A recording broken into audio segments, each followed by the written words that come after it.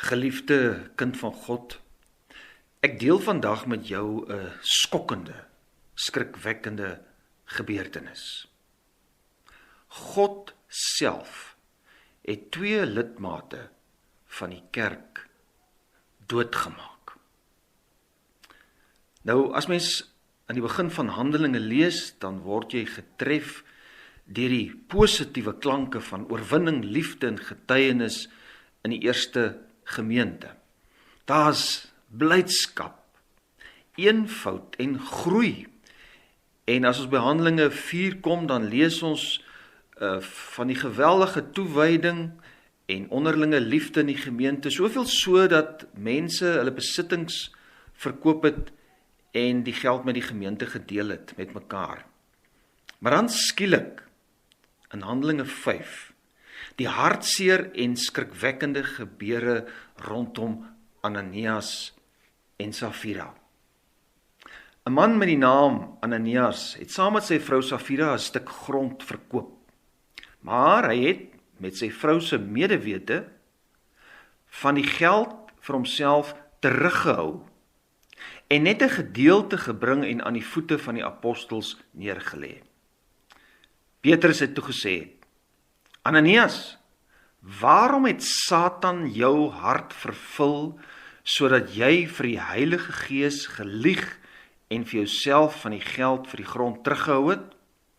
Toe dit onverkoop bly lê het, was dit nie joune nie? En toe dit verkoop is, was die geld nie tot jou beskikking nie? Waarom het jy hierdie daad in jou hart bedink? Jy het nie vir mense gelieg nie, maar vir God. By die aanhoor van hierdie woorde het Ananias in mekaar gesak en gesterf, en groot vrees het almal oorval wat hiervan gehoor het. En later, net 'n rukkie daarna, is Safira ook met die dood getref. Nou, hierdie gedeelte bring 'n hele paar vrae by mense op. Die spoed en die strengheid van hulle straf klink daarom net vir ons vreeslik, buitensporig, vreemd. Ek bedoel, was dit regtig nodig om so drasties op te tree? Of het ons nou dalk hier te doen met die onbeheerste uitbarsting van Petrus? Maar meer nog, wat is die betekenis vir ons vandag, wat deel is van gemeentes? Nou, reg aan die begin moet ons daarom vir mekaar sê dat ons moderne verbasing oor hierdie gebeure wys eintlik net dat ons niks meer verstaan van die ontzagwekkende heiligheid van God nie. Ons besef nie meer dat God die heilige God is nie. Ja, ons het vergeet dat God 'n verterende vuur is, soos ons daar lees in Hebreërs 12. Jy weet, ons het so dikwels ons eie inhoud aan God gegee. Ons dink miskien aan hom as so 'n vriendelike Vader Kersfeesfiguur, wat maar net bietjie glimlag as ons nou maar voortgaan met ons ongehoorsaamheid en bedrog en onsedelikheid ensovoorts.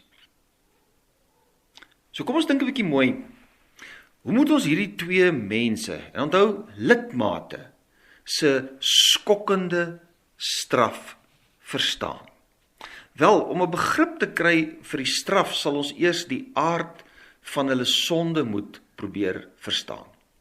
Nou, wat hier gebeur het, is dat gemeentelede, ons lees dit nou in Handelinge 4, het vrywillig hulle besittings verkoop en dan met die kerk gedeel.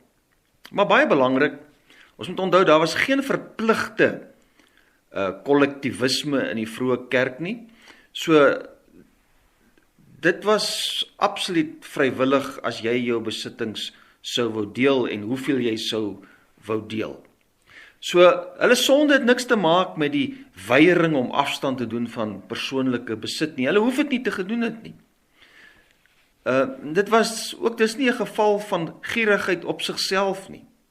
Nee, die saak wat hier ter sprake kom, en hoor dit mooi, is die gebrek aan respek en integriteit in die teenwoordigheid van die Heilige Gees. Ananias en Safira het nie besef dat daar waar die Heilige Gees is, daar is God. Hulle het dit nie besef nie. En dit is baie duidelik dat die twee met voorbedagte rade daarop uit was om mense te mislei. Maar nou kom hier iets baie interessant na vore. Lukas, die skrywer, wil deur die gebruik van 'n spesifieke Griekse woord wat hier vertaal word met of teruggehou, party vertalings agtergehou, die woord nosfizo, ons aandag vestig heel waarskynlik op die enigste plek waar hierdie betrokke woord in die Griekse vertaling van die Ou Testament, die Septuagint, gebruik word. En waar is dit? Dit is in die verhaal van Achan se sonde, waarvan ons lees daar in die boek Joshua, hoofstuk 7 vanaf vers 1. Nou, jy onthou seker wat daar gebeur het. Achan, dit was nou tydens die intog in die land Kanaan, die verowering van die land Kanaan, het Achan van die bangoed, dit is die oorlogsbuit, maar dit het aan die Here alleen behoort. Hy het van hierdie bangoed vir homself agtergehou, hierdie buit, en in sy tent gaan begrawe. Nou dit was na die wonderbaarlike oorwinning oor die stad Jericho. Jy sal onthou daar toe die mure in mekaar geval het. En deur hierdie daad van diefstal van God se goed, wat aan hom behoort, het Achan op 'n tweeledige manier eintlik vir God geminag. Hy het God se alwetendheid geminag, deur te dink dat hy God kan flous en ongesiens kan wegkom met sy daad. Hy het ook God se heiligheid en heerskappy geminag, deur so arrogant te wees om te vat van dit wat eksklusief aan God behoort het. Nou, die gevolge was skrikwekkend. Jy sien, want Achan se optrede het meer as net persoonlike implikasies vir homself gehad. Nee, deur sy minagting van God, het Achan Israel, die hele volk, eintlik ontheilig. En ons weet, die gevolg daarvan was, dat Israel 'n vernederende neerlaag teen die ou klein staatjie Ai gelei het. Ja, dis opvallend, né? Toe God by Israel was, verslaan hulle die magtige sterk stad Jericho. Maar toe God teen sy eie volk draai, weens een man se bedrog, toe verloor hulle teen hierdie klein onbeduidende staatjie. En natuurlik in ooreenstemming met die erns van hierdie sonde is Achan en hier kry ons weer die kollektiewe idee, en sy hele familie gestraf. Baie erg, hulle is gestenig en verbrand, want die heilige God laat nie met hom speel nie. Maar daar is ook ander opvallende ooreenkomste tussen die tragiese geskiedenis van Achan en dit waarvan ons hier lees in Handelinge 5. In beide gevalle het die weerhouding van die Here van dit wat aan hom behoort tot die doodstraf aanleiding gegee. Die vraag is nou net, kan ons regtig sê dat Ananias die Here se eiendom gesteel het, soos Achan? Kyk, Petrus het dit mos nou duidelik gestel, dat hy sy eiendom kon gehou het. Dit was nie vir hom verpligting om sy eiendom eers te verkoop nie. Die kernsonde wat Ananias se sonde parallel gemaak het met die van Achan, was sy doelbewuste misleiding en bedrog. Ananias het openlik in die teenwoordigheid van die Heilige Gees verklaar dat dit die volle prys van sy eiendom was. Want onthou, hoekom sê ons in die teenwoordigheid van die Gees? Die Heilige Gees woon in die gemeente van die Here Jesus. En deur te verklaar dat dit die volle som was, het hy mos nou eintlik self erken dat sy hele eiendom die Here se besitting geword het. En dis in hierdie opsig dat hy eintlik dus van God gesteel het. En daarom net soos Achan het Ananias en Safira die kennis en die heiligheid van God geminag. Hulle het vir God self gelieg. Hierdie skrikwekkende gebeure is 'n bewys dat God nog dieselfde heilige God is. God toon deur hierdie gebeure sy heiligheid en sy standaard vir sy volk in die Nuwe Testament, sy kerk. Dis verder nogal opvallend dat die episode met Achan redelik vroeg gebeur het in die nuwe fase van God se plan met sy volk, met ander woorde die intog in die beloofde land, nadat hulle mos nou uit Egipte getrek het. So dis nou 'n nuwe fase as hulle nou Kanaan verower. Net so, die voorval waarby Ananias en Safira betrokke was, vind ook plaas aan die begin van 'n nuwe bedeling. Dis nou na die kruis, die opstanding en die hemelvaart van Jesus, dis nou die nuwe bedeling van die Heilige Gees in die nuwe verbond, kort na Pinkster, en nou gaan dit oor die verowering van die wêreld vir die koninkryk van God. Mens kan sê die sendingfase van die kerk. Kom ons dink net weer mooi wat gebeur hier. God se oordeel tref hulle onmiddellik. Doodstraf, skrikwekkend, angswekkend. En tog weet ons dat dit nie altyd so gebeur in die kerk nie en ook nie so gebeur het nie. Ja, ook maar goed so, né? Party gemeentes sal ook min lidmate oor hê. So moet ons hierdie gedeelte verstaan. Ons moet dit sien as 'n teken van God wat vooruitwys na die finale en skrikwekkende oordeel van misleiers en skynheilige meelopers in die kerk. En dit sal gebeur by die finale koms en die oordeel van die Here Jesus as hy kom as regter. Voor die finale wederkoms word hierdie sondes nie altyd dadelik gestraf nie. Ja, soms straf God gemeentemense vandag nog fisies, byvoorbeeld deur siekte en ook dood. Ons kry 'n voorbeeld daarvan in 1 Korintiërs 11 weens ongeruimdheid by die nagmaal. Maar aan die ander kant sal daar altyd baie skynheiliges wees wat eers by die finale oordeel aan die pen sal ry.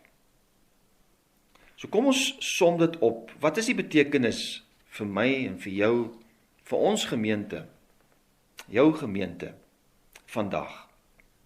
Eerstens, die kerk is die gemeenskap van die heiliges. Nou, reeds hier op aarde. Ons bely dit mos. As heilige gemeenskap moet ons besef, ons leef in die teenwoordigheid van die Heilige Gees, van 'n heilige God. En hierdie besef moet ons diepste motiewe in optrede bepaal. Met ander woorde, ons moet 'n lewe leef voor die aangesig van God. Dit sal prakties beteken, ons moet rekening hou met die feit van 'n heilige, ontzagwekkende God. Nou ons moet ook besef, as ons onheiligheid duld, in ons eie hart, in ons eie gemeente, wel, dan kan dit 'n hele gemeente blootstel aan God se oordeele. Tweedens, hierdie gedeelte korrigeer 'n eensydige klem ten opsigte van die Heilige Gees se werk. Party mense dink in die Heilige Gees se werk gaan dit net oor wonderwerke en blydskap en al daardie dinge. Ja, natuurlik, die Heilige Gees bring vreugde en blydskap. Dink maar net aan Handelinge 13 vers 52, lees ons die disippels is vervul met blydskap en met die Heilige Gees. Ons sien hier word blydskap en die Heilige Gees parallel genoem in een asem. Ja, die Heilige Gees is positief, hy skep eenheid en gemeenskap. Dis juist sy teenwoordigheid wat die gemeenskap, die fellowship van die gelowiges moontlik maak. Maar hierdie gebeure toon vir ons duidelik, die Heilige Gees se teenwoordigheid hou ook 'n skrikwekkende gevaar in vir almal wat sy heiligheid ligtelik opneem en wil misbruik. Ons moenie kanse vat met die heilige God nie. Derdens, die gepaste reaksie op hierdie bewustheid van die heerlikheid van die Heilige Gees se teenwoordigheid is vrees en ontzag. Dit word beklemtoon hier in hierdie gedeelte, vers 5, by die aanhoor van hierdie woorde het Ananias in mekaar gesak en gesterf, en groot vrees het almal oorval wat hiervan gehoor het. Dan vers 11, en groot vrees het die hele gemeente en almal wat hiervan gehoor het oorval. Ja, selfs in die kerk, in hierdie gemeente wat vol blydskap was dan nou hierdie vrees, hierdie ontzag, is miskien in Afrikaans 'n beter woord, hierdie ontzag vir die lewende God. En as Lukas dit beklemtoon, dan volg hy eintlik net die Ou Testament se voorbeeld om die hele lewe van geloof en vroomheid saam te vat in hierdie frase van die vrees van die Here. Ons lees in Handelinge 9, en die gemeentes deur die hele Judea en Galilea en Samaria het vrede gehad, terwyl hulle opgebou is en gewandel het in die vrees van die Here. Dis die letterlike frase wat daar staan. En terselfdertyd natuurlik, die vertroosting van die Heilige Gees het hulle vermeerder. Troos en vrees is hier in dieselfde sin. Kom ons dink weer mooi oor onsself, oor ons eie gemeentes. Waar is die vrees van die Here? Geliefdes, dit het 'n skaars bestanddeel geword in die kerk van vandag. En is dit nie maar net 'n aanduiding dat 'n groot deel van die Christendom dalk eintlik maar besig is met 'n eie mensgemaakte Here nie? Ja, die lewende God, deur sy Gees, bring inderdaad groot blydskap vir sy kinders. Maar sy ware kinders sal 'n diep ontzag, respek, 'n heilige vrees vir hom hê. Amen.